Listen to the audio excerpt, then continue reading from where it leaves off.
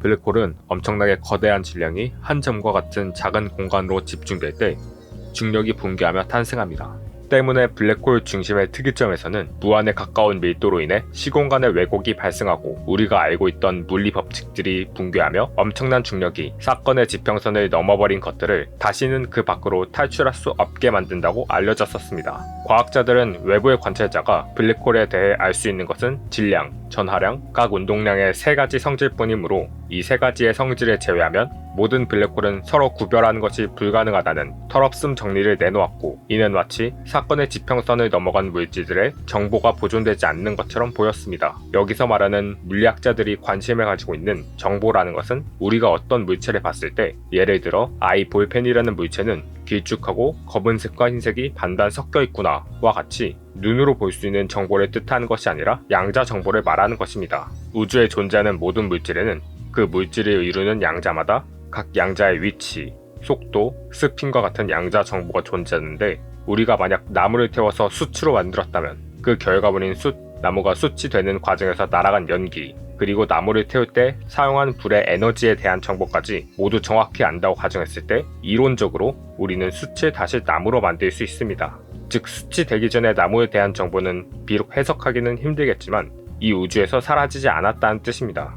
이는 우주에 존재하는 모든 정보에 해당하므로 우주에서 양자 정보의 총량은 절대 변해서는 안 됩니다. 또한 양자 정보에는 한 물체가 다른 물체와 무엇이 다른지, 과거에 무엇이었는지가 담겨 있으며, 이 정보를 완벽하게 관측하고 역추적한다면 현재로부터 우주의 탄생까지 거슬러 올라가 머나먼 과거에 무슨 일이 있었는지까지도 알 수 있다는 의견도 존재합니다. 과학자들은 무수한 물질들이 블랙홀의 사건의 지평선을 넘어가 버렸는데, 블랙홀은 오직 세 종류의 정보만을 담고 있다는 털없음 정리가 옳다면 사건의 지평선을 넘어가 버린 정보들은 사라져버린 것이 아닐까 하는 의문을 품었습니다. 정보가 영원히 파괴되는지에 대한 의문이 왜 중요하냐면, 현대의 양자역학을 비롯한 물리학은 정보는 절대 파괴되지 않는다 라는 전제, 정보 보존 법칙을 기초로 하여 쌓아 올려지고 있어 만약 이 전제가 틀린 것이라면 현재 존재하는 모든 물리 법칙들을 새로 써 내려가야 할 수도 있기 때문입니다. 하지만 이 정보 보존 법칙은 양자 정보가 우리가 접근할 수 없는 부분에 있더라도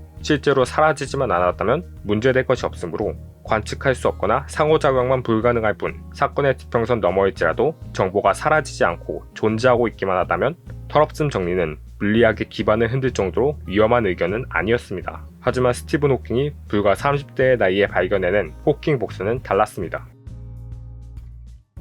블랙홀 주위에서는 강력한 중력장 때문에 양자장이 왜곡되고 이 과정에서 입자를 방출하는데, 이것이 바로 호킹 자신의 이름을 딴 호킹 복사입니다.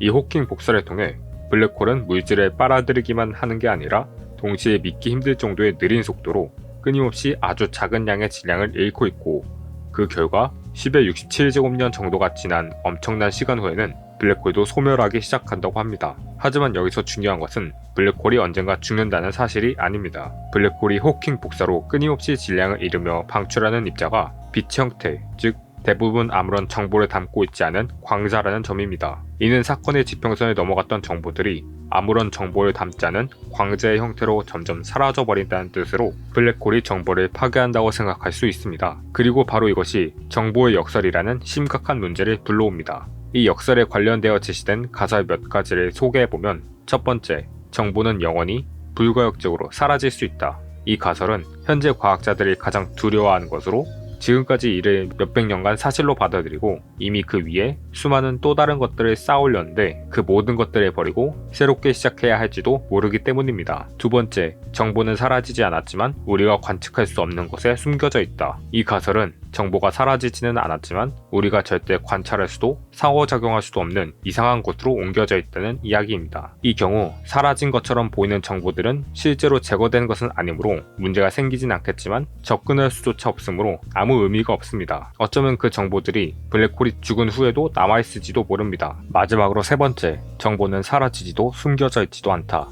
우리의 지적 능력이 아직 정보 역설을 파헤치기에는 부족해 블랙홀이 빼돌린 정보를 발견하지 못한 것이라는 가능성에서 제시된 의견입니다.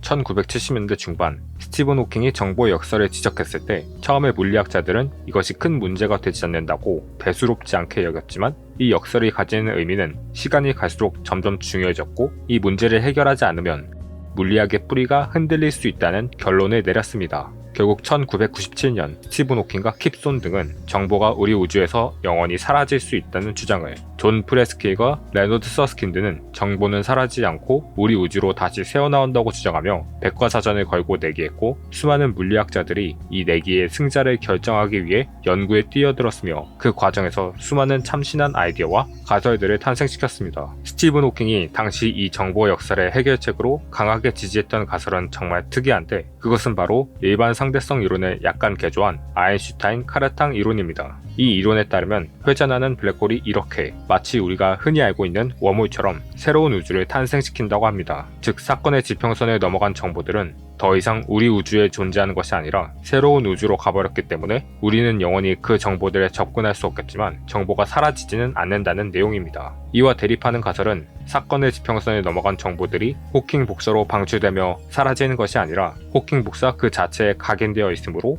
정보 역설의 해결에 새로운 우주를 끌어들일 필요가 없다는 이야기입니다. 만약 이 가설이 사실이라면 정보 역설이 해결되겠지만 이 가설에도 역시 해결해야 할 문제점이 두 가지 있는데, 하나는 블랙홀로 유입되는 물질이 호킹 복사에 정보를 남긴다는 메커니즘이 설명할 수 없는 미지의 영역이라는 것과, 다른 하나는 정보가 호킹 복사를 통해 방출되는 것 자체가 이번에는 정보가 사라지는 것이 아닌 정보가 복사된다는 정보 보존 법칙을 위반하는 또 다른 정보 역설을 낳는다는 것입니다. 이 중 두 번째 문제는 정보가 사라지지 않는다는 쪽에 서 있던 레너드 서스킨드가 마치 불확정성 원리에 의해 한 쌍의 양자적 해석이 가능한 자료들은 동시에 그 성질들을 정확하게 측정할 수 없는 것처럼 블랙홀의 사건의 지평선 내부와 외부의 정보는 동시에 측정하는 것이 불가능하다며, 사건의 지평선을 넘어간 정보가 복사되었을지라도 사건의 지평선 내부와 외부의 시간순이 서로 달라 이 복사된 정보들은 동시에 존재하는 것이 아니므로 관측자는 원본과 복사본 양쪽을 동시에 볼 수 없다 라는 블랙홀의 보안성을 주장하며 복사된 정보가 정보 보존 법칙을 위반하지 않는다고 하며 해결법을 제시했습니다. 또 첫 번째 문제에 대한 해결책은 헤라르디스 어토프트가 아주 흥미로운 관점을 통해 제시했습니다.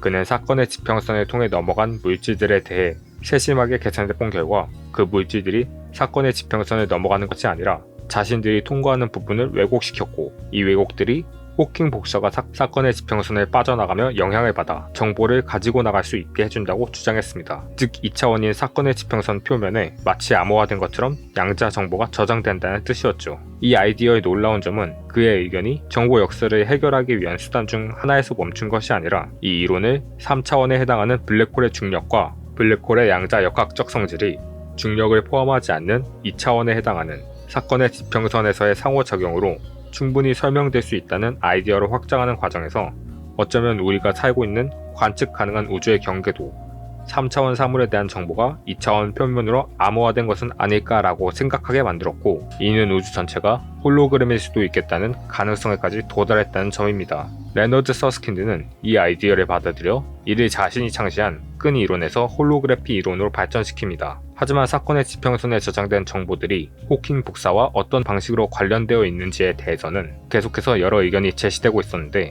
스티븐 호킹은 양자 터널링을 통해 사건의 지평선 내부와 사건의 지평선의 표면이 상호작용한다는 의견을 제안했고, 그가 이 의견을 제시한다는 것은 자신이 내게서 졌다는 것을 인정하는 것이었으므로 스티븐 호킹은 결국 프레스킬에게 야구의 모든 것이라는 백과사전을 주며 자신의 패배를 인정했다고 합니다. 하지만 이처럼 수많은 의견들이 제시되었음에도 불구하고 아직 정보 역설에는 여러 문제점들이 남아있고, 이는 아직도 정보 역설에 대한 완벽한 해결책은 존재하지 않는다는 뜻입니다. 결국 이 역설을 처음으로 지적한 스티븐 호킹이 2018년 생을 마감하며 이 문제를 해결하는 것은 후대 물리학자들의 책임이 되었습니다. 아직 완벽하게 해결된 문제는 아니지만 1974년 젊은 나이에 스티븐 호킹이 제시했던 이 역설은 블랙홀, 정보, 엔트로피에 관한 연구를 전 세계적인 범위로 활발하게 만들었고, 끈 이론이 만들어지는 것에 일조했으며 홀로그램 우주라는 우주를 보는 새로운 관점을 탄생시켰습니다. 비록 지금까지 제시된 수많은 의견 중 그 무엇도 사실이라고 확신할 수는 없으며 물리학을 비롯한 과학계가 더욱 발전해야 정보 역설을 해결할 수 있겠지만, 한 젊은 과학자의 역설이 우리 모두를 우주라는 미지의 세계에 한 걸음 더 다가갈 수 있게 해줬다는 것은 참 대단하다고 생각합니다. 다음에도 재미있고 유익한 영상으로 돌아오겠습니다. 그럼 안녕.